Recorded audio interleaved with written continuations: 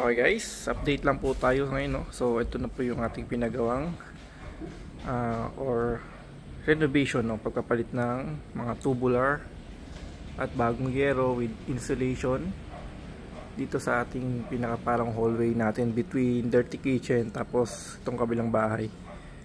Ayan, so nalatagan na po siya ng yero, tapos ano po yung pinaka isolation.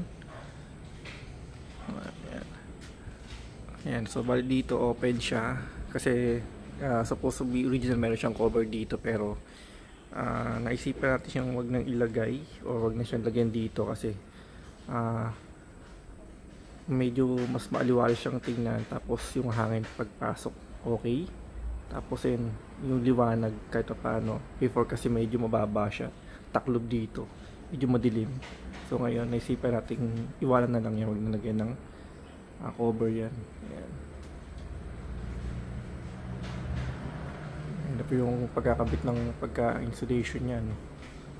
Bali 10mm po yan, double sided po yan or double face po, no? Ayan.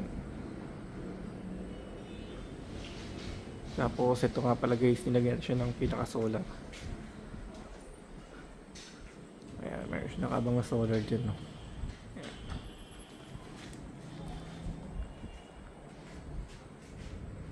So mamayang gabi masubukan natin yung liwanag niyan. Okay, so balik tayo sa ibabaw para ma-check natin yung kulay niya, no? Okay, so nito tayo sa pinakaibabaw at ito na.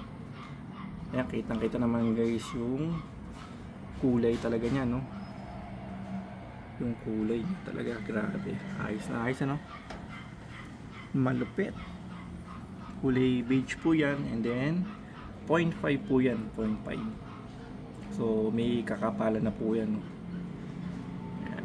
So mula po dyan, ayan, hanggang dun, diretso po yun. Yan, tapos ay po yung pinakanan ng solar. Ayan. Okay, ano,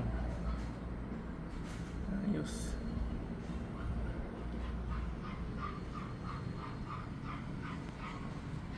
Okay guys, doon lang magtatapos, and thank you for watching po.